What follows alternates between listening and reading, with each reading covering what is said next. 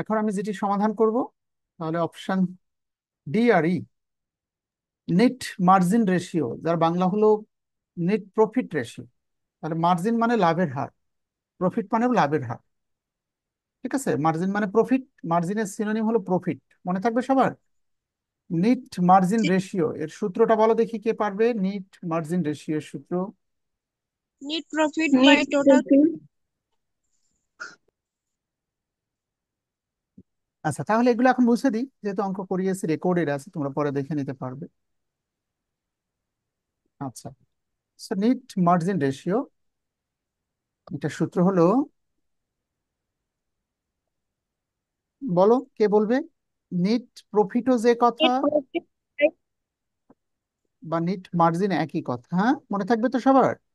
NEET জি লাভ sir. Net অনুপাত, net margin margin profit ratio. হ্যাঁ, আমরা যদি নেট পরীক্ষায় প্রফিট। বাই প্রফিট শব্দটা না দিয়ে মার্জিন শব্দটা দিই, পারবে না?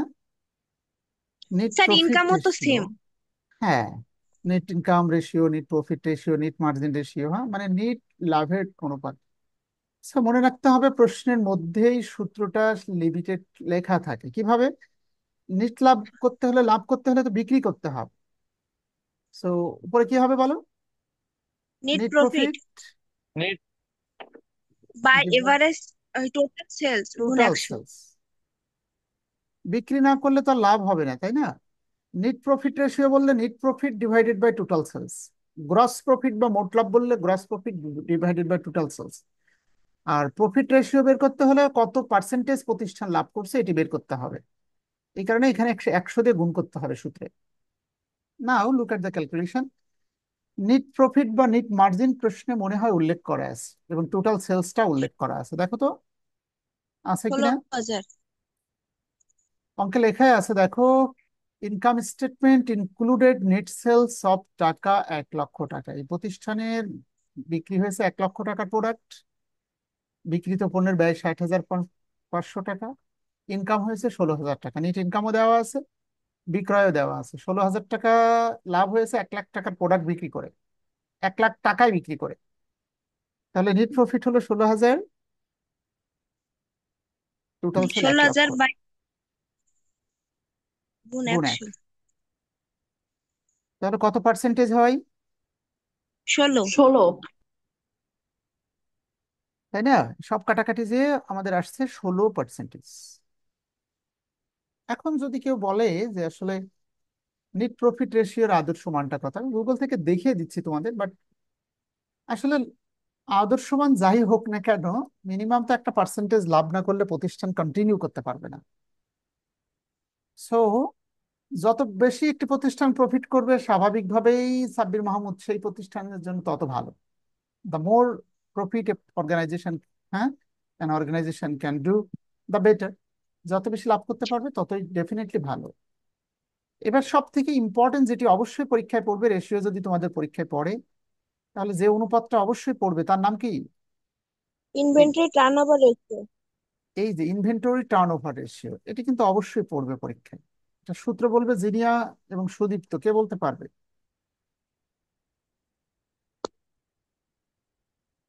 Cost of goods sold by average inventory.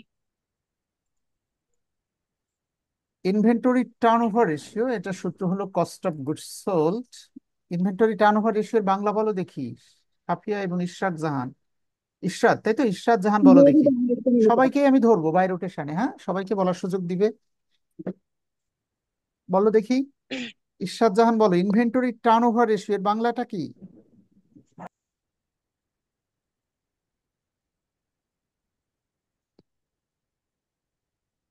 Bangla হলো মজুদ আবর্ত। মজুদ আবর্তন অনুপাত। মানে গোডাউনে রক্ষিত মজুদ পণ্য কতবার প্রতিষ্ঠান থেকে বিক্রি করতে হবে, টার্নওভার মানে কতবার। তো এটি বের করার সূত্র কি, কতবার বিক্রি করতে হবে? আদর্শ মানটা সাব্বির বলতে পারে, আবু বকর শিকদার বলো তো, আদর্শ মান কত? 4 to স্যার 6 এটা টাইম। 5 থেকে 6 বার বলছিলেন। 4 to 6 টাইম, তাই না? 4 থেকে 6 বার, ধন্যবাদ। তো এটার সূত্রটা কি বলো? ইনভেন্টরি টার্নওভার রেশিওর সূত্র হলো কস্ট অফ গুডস সোল্ড, বিক্রিত পণ্যের ব্যয়, divided by average. Average. Average to be. আচ্ছা, আমি সবাইকেই ধরবো, সাব্বির বলো অ্যাভারেজ ইনভেন্টরি কিভাবে বের করতে হয়?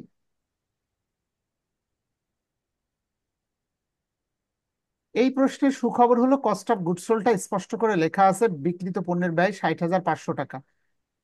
আপাতত দৃষ্টিতে বিক্রিত পণ্যের ব্যয় অর্থাৎ গোডাউন থেকে যত টাকার পণ্য বাজারে বিক্রি করা হয় তাকে বিক্রিত পণ্যের ব্যয় বলে, 60,500। অ্যাভারেজ ইনভেন্টরি কিভাবে বের করতে হবে, কে বলতে পারবে তোমাদের মধ্যে? স্যার ক্লোজিং প্রারম্ভিক মজুত পণ্য আর সমাপনী মজুত পণ্য যোগ করে 2 দিয়ে ভাগ করতে ভাগ হবে, করতে হবে। তাহলেই এভারেজ ইনভেন্টরি বেরোবে। এই যে অঙ্কে ইনভেন্টরি দেখতে পাচ্ছ 7,000 আর 10,000, 2022 সালের 31শে ডিসেম্বর সমাপনী আছে ইনভেন্ট মজুত পণ্য 10,000, 21 সালের ডিসেম্বর মানে 22 সালের জানুয়ারিতে আছে 7,000। তাহলে এটা ওপেনিং আর ক্লোজিং এই অঙ্কে কিন্তু দুইটাই লেখা আছে। তাহলে ওপেনিং হলো 7,000 আর ক্লোজিং 10,000, এই দুটো যোগ করলে হবে নাকি দুই দিয়ে ভাগ করতে হবে বলো তো দেখি? দুটো যোগ 2 দিয়ে করে ভাগ দুই দুই দিয়ে দিয়ে করতে ভাগ ভাগ হবে। করো। করতে দুই হবে। দিয়ে ভাগ। তাহলে 60,500 উপরে আর নিচে হলো 17,000কে 2 দিয়ে ভাগ করো, 17,000কে 2 দিয়ে ভাগ করলে 8,500। আমি একবারে ক্যালকুলেশন করে দেখাচ্ছি, সবাই বুঝতে পারছো? আশা করি সবাই বুঝতে পারছো। 60,500কে দুটো করে শূন্য কেটে দিলাম, 605 ভাগ 7.12। 7 দশমিকের পরে স্ট্যান্ডার্ড ডিজিট আমি প্রায়ই বলি, ঠিক আছে, যেহেতু আমি বিজনেস ম্যাথের টিচার, সেকেন্ড ইয়ারে গেলে বুঝতে পারবে। সেখানে স্মার্টলি হলো ফাইন্যান্স থেকে শুরু করে সকল ক্ষেত্রে মনে রাখবে দশমিকের পরে স্ট্যান্ডার্ড ডিজিট হলো দুইটা। কিন্তু 3 নম্বর ডিজিট যদি 5 কিংবা 5-এর অধিক হয় তাহলে বাম পাশের সাথে এক যোগ করে নিবে। তাহলে এইটার ব্যাখ্যা আমি যদি সাব্বির যেমনটি বলছিল যে আসলে এটার ব্যাখ্যা কিভাবে লিখবো, এটার ব্যাখ্যা যেহেতু ইনভেন্টরি টার্নওভার রেশিও মজুত আবর্তন অনুপাত, একটা ব্যবসায়িক প্রতিষ্ঠান মিনিমাম 4 থেকে 6 বার তাদের গোডাউনে রক্ষিত মজুত পণ্য বিক্রি করবে 1 বছর, এটা আদর্শ মান। কিন্তু এই প্রতিষ্ঠান 7 বারের বেশিবার বিক্রি করেছে, that's good. The more an organisation can sell their product the better. আপাত দৃষ্টিতে যত বেশি একটি প্রতিষ্ঠান বিক্রি করতে পারবে ততই ভালো ধরে নিতে হবে, ঠিক আছে, তো সেই সেন্সে দিস ইজ ওকে।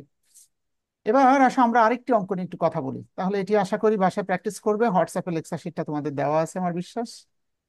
এবার আমরা আরেকটি অঙ্ক দেখি একটু। আর একটা তো মনে হয় ফারজানা করে দিয়েছে তোমাদের দেখলাম, আর আমি দুইটা করে দিচ্ছি। দেখো এটাও বেশ ইম্পর্টেন্ট একটি প্রশ্ন, হ্যাঁ, এখানে অনেকগুলো নতুন নতুন টাইটেল আছে।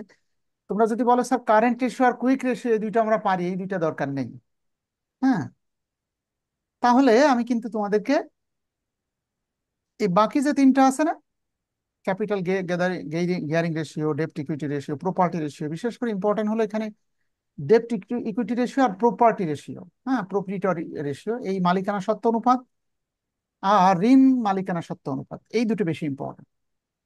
এখন তোমরা বলো কারেন্ট আর কুইক রেশিও এটা আমি করে দিব নাকি তোমরা নিজেরা পারবে? আমি যদি মুখে বলে যাই, স্যার মুখে বললে পারবো। সবাই পারবে কিনা আমি আমাকে এটা জানতে হবে। দেখো আমি একটু মুখে মুখে বলি, তাহলে অঙ্কটা নিজেরা বাসায় সলভ করতে পারবে ইনশাল্লাহ। স্যার একবার বুঝাই দেন মুখে, তারপর শিওর শিওর শিওর। চেষ্টা করব। দেখো আগে জানতে হবে কোনটা চলতি সম্পদ কোনটা চলতি দায়, এটা শুনে নিলেই হবে। ইকুইপমেন্ট মানে হলো সরঞ্জাম।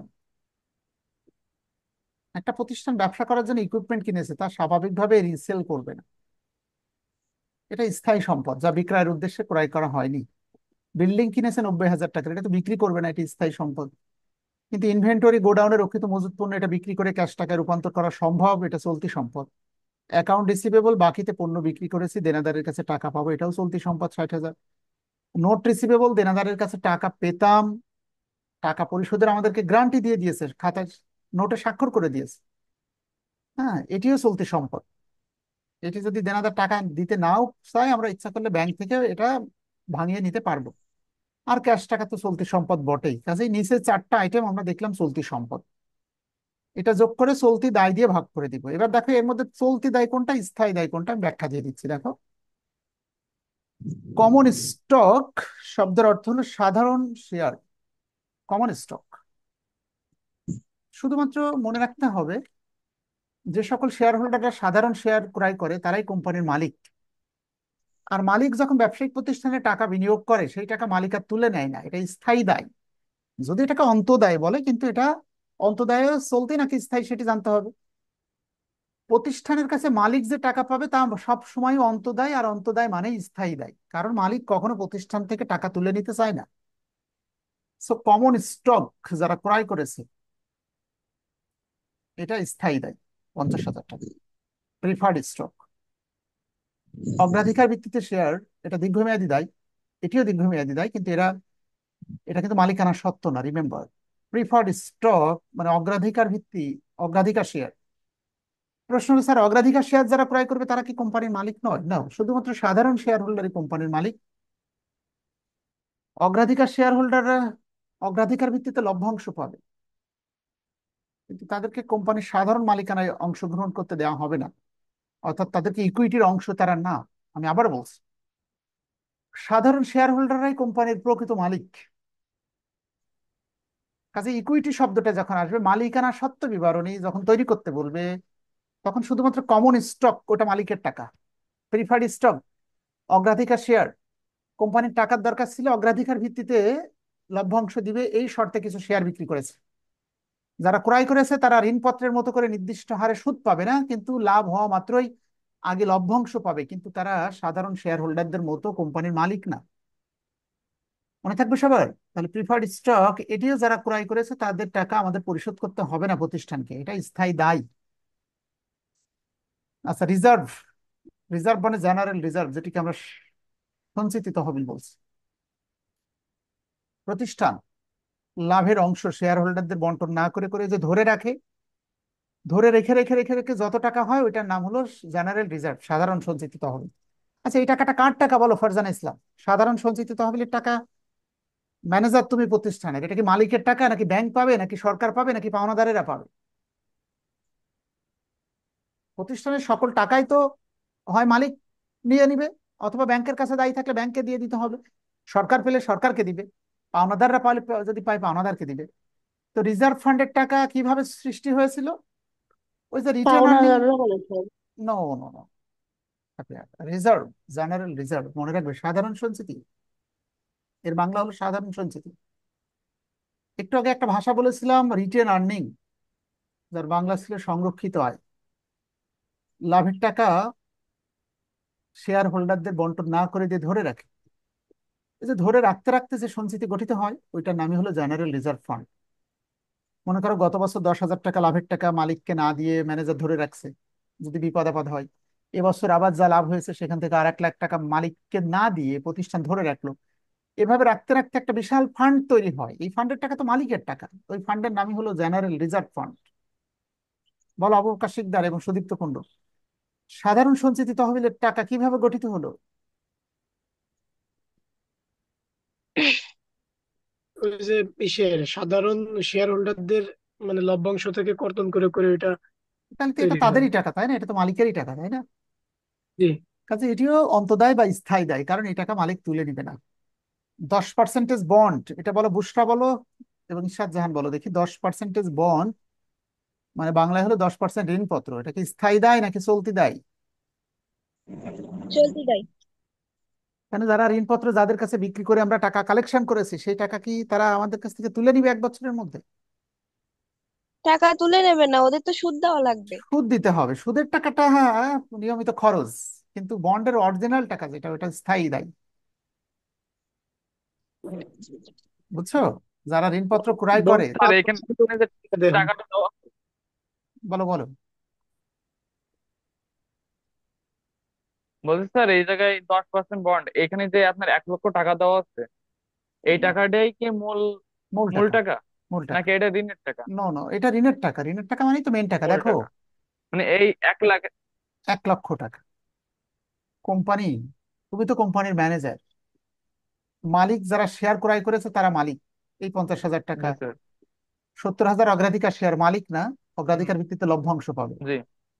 কিন্তু তুমি ম্যানেজার, সাধারণ শেয়ার হোল্ডারদের কাছে দায়ী হুম, 50,000, তারা টাকা তুলে নিবে না প্রতিষ্ঠান থেকে।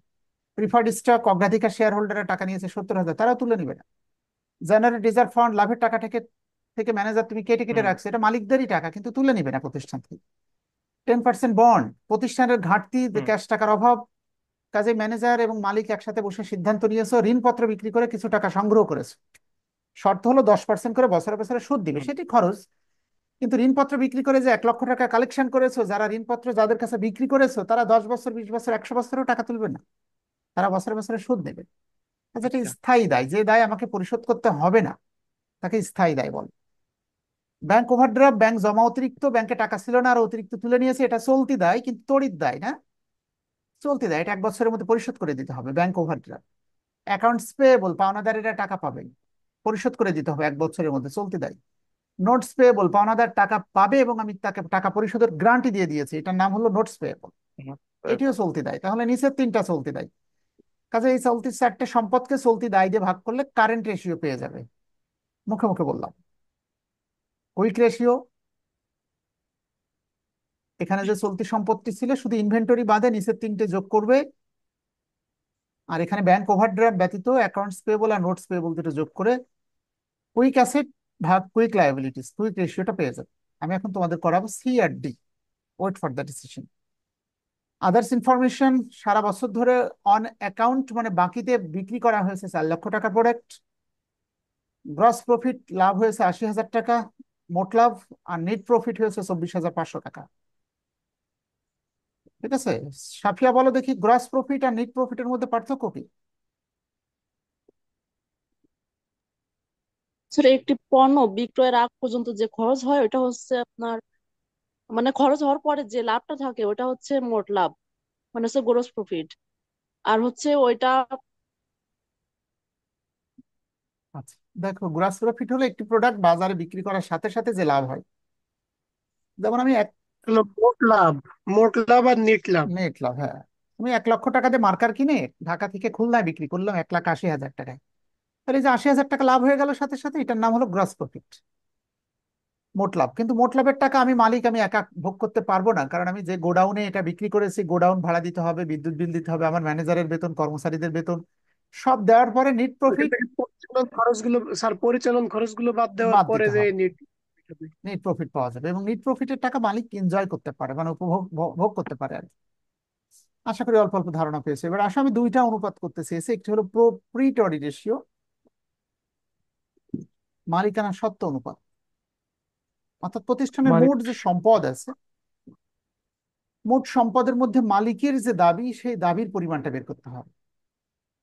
প্রোপ্রিটরি রেশিওর বাংলা লিখে রাখো মালিকানা সত্ত্ব অনুপাত। সূত্র, ঠিক আছে, উপরে ইকুইটি মালিকানা সত্ত্ব, নিচে ডিভাইডেড বাই টোটাল অ্যাসেট। অর্থাৎ প্রতিষ্ঠানে যে মোট সম্পদ আছে 4,20,000, এর মধ্যে মালিকের পাওনা কত টাকা আছে, এটাকে প্রোপ্রিটরি রেশিও বলা হয়। মালিক তো আর সব টাকা পাবে না 4,20,000-এর মধ্যে। হ্যাঁ, তাহলে সূত্র কি বলো, প্রোপ্রিটরি রেশিও বা মালিকানা সত্ত্ব অনুপাতের সূত্র বলো।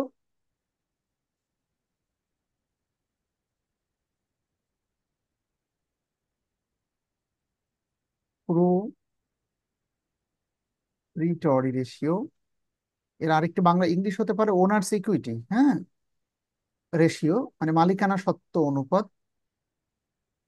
অর্থাৎ প্রতিষ্ঠানের মোট সম্পত্তির মধ্যে মালিকের দাবিকে মালিকানা সত্ত্ব বলে। অর্থাৎ উপরে প্রোপ্রিটর বা ওনার ইকুইটি লিখতে পারো, ইকুইটি মানে মালিকানা সত্ত্ব, বা প্রোপ্রিটরি লিখতে পারো, নিচে টোটাল অ্যাসেট, যার ব্যাখ্যা হলো প্রতিষ্ঠানের মোট যে সম্পদ আছে তার মধ্যে মালিকের অংশ কতটা।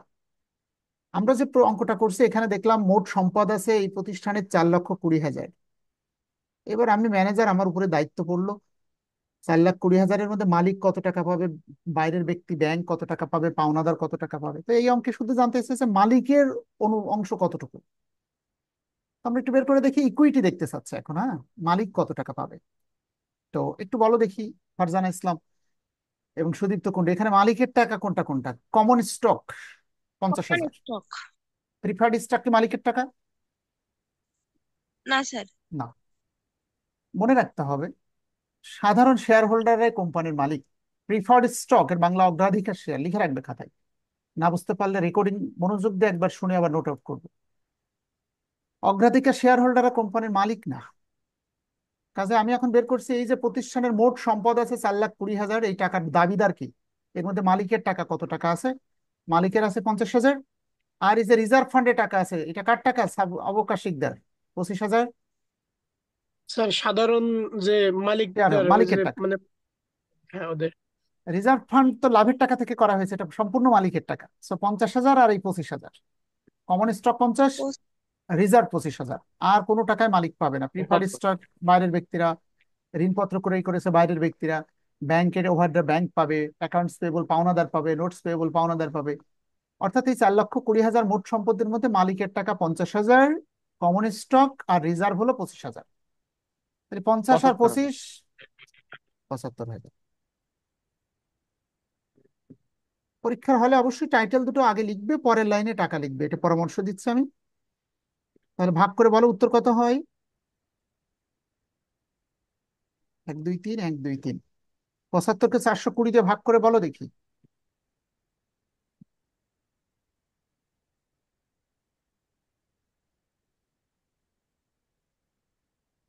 আমি করে দিব জিরো নাকি? Point one seven zero zero point one point seven 8। একই কথা, is to 1। অর্থাৎ প্রতিষ্ঠানে 1 টাকা যদি মোট সম্পদ হয়, তার মধ্যে মালিকের টাকা মাত্র 18 পয়সা। আর সব হয়তো বা ব্যাংক লোন, পাওনাদারের টাকা। 1 টাকার মধ্যে মালিকের টাকা 18 পয়সা, নট গুড। এটার একটা স্মার্ট রেশিও রয়েছে। যাক, আপাতত কমেন্ট না, দ্রুত অঙ্কটা শেষ করি আগে। এমনি খোলা চোখে বোঝা যাচ্ছে একটি প্রতিষ্ঠানে মালিকের টাকা যত বেশি থাকে, ওই প্রতিষ্ঠান তত সমৃদ্ধ। কিন্তু এই প্রতিষ্ঠানে 1 টাকার মধ্যে মাত্র 18 পয়সা মালিক। তার মানে 1 কোটি টাকা যদি ব্যবসায়িক প্রতিষ্ঠানের মোট টাকা হয়, 1 কোটি টাকার মধ্যে 18 লক্ষ টাকা মালিকের টাকা, আর বাকি 82 লক্ষ টাকাই অন্যের টাকা। তো অন্যের টাকা নিয়ে এত ব্যবসা করা যাবে না, কিছুটা নিজের টাকা থাকতে হবে। এটা তো ব্যাংকের অবস্থান এমন হতে পারে অবশ্যই। যাক, যেমনটি বলছিলাম, তাহলে 1 টাকা মোট সম্পদ, তার মধ্যে মালিকের টাকা কত বলো? 0.18 পয়সা। এবার আসো, সব থেকে ইম্পর্টেন্ট এই যে অঙ্কটা করছে, তার মধ্যে কারেন্ট এবং কুইক রেশিও তোমাদের পরীক্ষায় অবশ্যই পড়বে। আর একটা অবশ্যই পড়বে ইনভেন্টরি টার্নওভার রেশিও। কয়টা বললাম? 3টা। ডেপ্ট তিনটা। ইকুইটি রেশিও, ডেপ্ট equity ratio, R inventory to working capital ratio. এই 5টা আমি বেশি ইম্পর্টেন্ট সাজেশন করলাম। এর বাইরে মোটামুটি সব 10-12টা সূত্র আমি শিখিয়েছি। আশা করি ভালো ধারণা রাখলে তোমার লাইফে রেশিও নিয়ে প্রবলেম হবে না।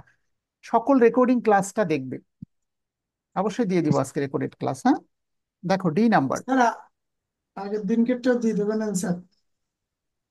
ডেপ্ট ইকুইটি রেশিওর বাংলা কে বলতে পারে? তোমাদের কি মনে হয় আমি সূত্র মুখস্থ করে পড়াচ্ছি? না, সূত্র এখানেই লেখা আছে। ডেপ্ট মানে হলো ঋণ, আর ইকুইটি মানে মালিকানা সত্ত্ব। অর্থাৎ প্রতিষ্ঠান বলতে চাচ্ছে যে প্রতিষ্ঠানের ঋণের পরিমাণ কতটুকু, মালিকের টাকা কতটা, বাইরের ব্যক্তিরা কত টাকা পাবে, মালিক কতটা পাবে, তার অনুপাত বের করে দেখাও। তাহলে উপরে ডেপ্ট আছে মানে ডেপ্ট লিখতে হবে, আর নিচে ইকুইটি আছে মানে ইকুইটি লিখতে হবে। ডেপ্ট ইকুইটি রেশিও মানে ঋণ মালিকানা অনুপাত। অর্থাৎ ডেপ্ট ইকুইটি রেশিও মানে হলো বেরো ঋণ মালিকানা অনুপাত। অর্থাৎ উপরে বহির্দায় ডিভাইডেড বাই ইকুইটি মালিকানা সত্ত্ব। অর্থাৎ মালিকানা সত্ত্ব তো আমরা দেখলাম অনলি 75,000। এবার ডেপ্ট বা ঋণ দেখতে হবে। ঋণ বলতে, ডেপ্ট বলতে কিন্তু সকল দায়, চলতি দায় এবং স্থায়ী দায়, ঋণ। হ্যাঁ, এখানে আমরা অন্যভাবে বলতে পারি এটা, বা লোন ইকুইটি রেশিও বলা হয়, বা ঋণ ডেপ্ট ইকুইটি রেশিও মানে ঋণ মালিকানা অনুপাত। ঋণ মালিকানা অনুপাত মানে মালিক ব্যতীত বাইরের ব্যক্তিরা যে টাকা পাবে, তার পরিমাণটা আমরা দেখবো এখানে। সেখানে দেখো, এখানে শুধুমাত্র মালিকের টাকা ছিল কমন স্টক 50,000 আর রিজার্ভ ফান্ডের 25,000। এই 75,000 ব্যতীত আর যত টাকা আছে এখানে, এই যে প্রিফার্ড স্টক এটা ঋণ বহির্দায়, 10% বন্ড এটা বহির্দায়, ব্যাংক ওভারড্রাফট এটা বহির্দায়, অ্যাকাউন্টস পেয়েবল 70,000, নোটস পেয়েবল 25,000। তারপরে 75,000 ব্যতীত আর 4,20,000-এর মধ্যে সকল টাকায় বাইরের ব্যক্তিরা পাবে। তাহলে কি হবে বলো? ইকুইটি আছে নিচে 75,000। ইকুইটি বা মালিকানা সত্ত্ব কাকে বলে? প্রতিষ্ঠানের কাছে মালিকের দাবি বা পাওনাকে মালিকানা সত্ত্ব বলে। ডেপ্ট বা ঋণ কামটাকে বলে? মালিক ছাড়া প্রতিষ্ঠানের কাছে বাইরের ব্যক্তিরা যে টাকা পাবে তাকে ডেপ্ট বা ঋণপত্র বলে। ঋণ বলে আর ঋণপত্র বলা যাবে না। আই রিপিট, ব্যবসায়িক প্রতিষ্ঠানের মোট সম্পদের মধ্যে মালিকের দাবিকে মালিকানা সত্ত্ব বলে। মালিক পাবে অনলি 75,000। মালিক ব্যতীত প্রতিষ্ঠানের কাছে বাইরের ব্যক্তিরা যে টাকা পাবে তাকে ঋণ বলা হয়। তো তোমরা বলো 75,000 বাদ দিয়ে 4,20,000-এর মধ্যে বাকি সকল টাকাই তো ঋণ। বলো ফারজানা, কত টাকা হয়? 3,45,000। 3,45,000। আমি কিন্তু সব আইটেম আর যোগ করে দেখালাম না। যারা বুঝতে পারোনি তারা আবারও পরে প্রশ্ন করার সুযোগ পাবে। 3টে করে শূন্য কেটে দাও। কত হয়? 4.6।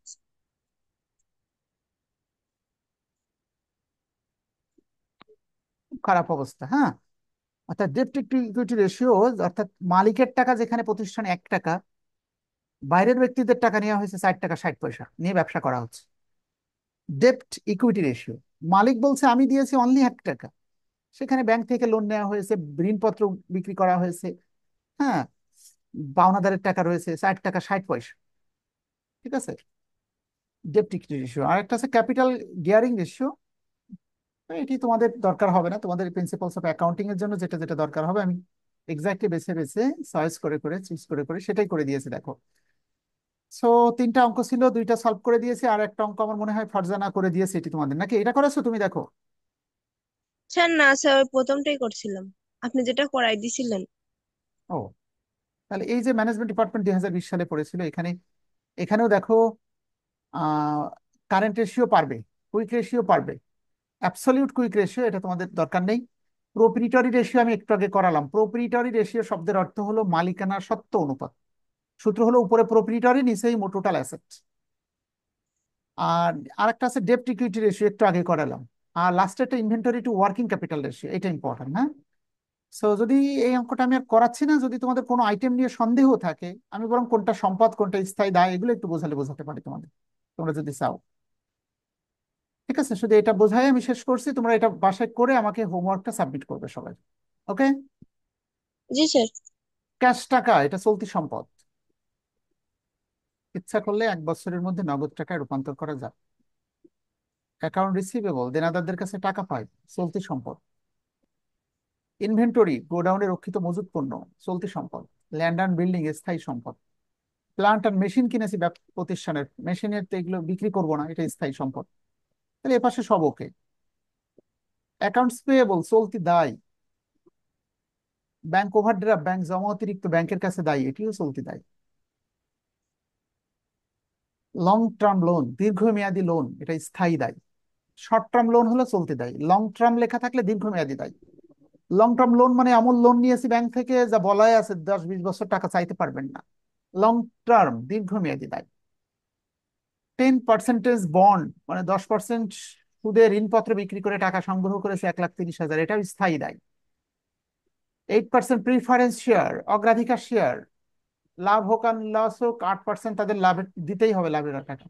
এটাও ঋণপত্রের মতো, তারা কোম্পানির মালিক না, এটা স্থায়ী দায় 1,10,000। ইকুইটি শেয়ার ক্যাপিটাল, এটা কোম্পানির মালিক, সাধারণ শেয়ার। ইকুইটি শেয়ার ক্যাপিটাল মানে কমন শেয়ার ক্যাপিটাল, এরাই প্রকৃতপক্ষে কোম্পানির মালিক, এটাও স্থায়ী দায় 2,50,000। এন্ড রিজার্ভ ফান্ডের টাকা আছে 90,000, লাভের টাকা কেটে কেটে প্রতিষ্ঠান একটা ফান্ড তৈরি করেছে, এটা মালিকের টাকা, ইকুইটি শেয়ার হোল্ডারদের টাকা। তাহলে মালিকানা সত্ত্ব 2,50,000, আর এই 90,000 3,40,000। ঠিক আছে, তাহলে কোনটা পারবে না আমাকে বলো দেখি।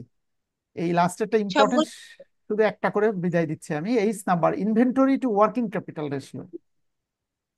এইটাই সূত্র লেখা আছে, উপরে ইনভেন্টরি নিচে ওয়ার্কিং ক্যাপিটাল। উপরে ইনভেন্টরি কত টাকা আছে, এখানেই যে দেখা যাচ্ছে ইনভেন্টরি 2 লাখ। আর ওয়ার্কিং ক্যাপিটালের সূত্র বলো দেখি, জিনিয়া এবং ইরশাদ জাহান, ওয়ার্কিং ক্যাপিটাল কিভাবে বের করতে হবে?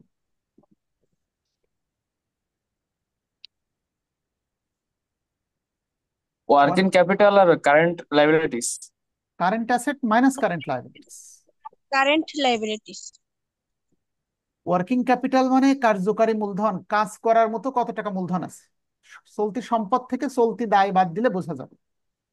ঠিক আছে, অর্থাৎ এখানে ক্যাশ টাকা, অ্যাকাউন্ট রিসিভেবল, ইনভেন্টরি, এই 3টে যোগ করবো করে এখান থেকে চলতি দায় উপরের দুটো বাদ দিয়ে দিই। চলতি সম্পত্তি থেকে চলতি দায় বাদ দিলে ওয়ার্কিং ক্যাপিটাল পাওয়া যায়। উপরে লিখতে হবে ইনভেন্টরি, নিচে লিখতে হবে ওয়ার্কিং ক্যাপিটাল। বাকিটা এটা করে হোয়াটসঅ্যাপে আমাকে সাবমিট করবে। এটা বিশেষ অ্যাডভান্টেজ হলো, একজন মনে করো পারছো, অন্যরা পারলে না, কোনো অসুবিধা নাই, বন্ধুরা একে অপরকে সহযোগিতার মধ্য দিয়ে শিখতে হবে। ঠিক আছে।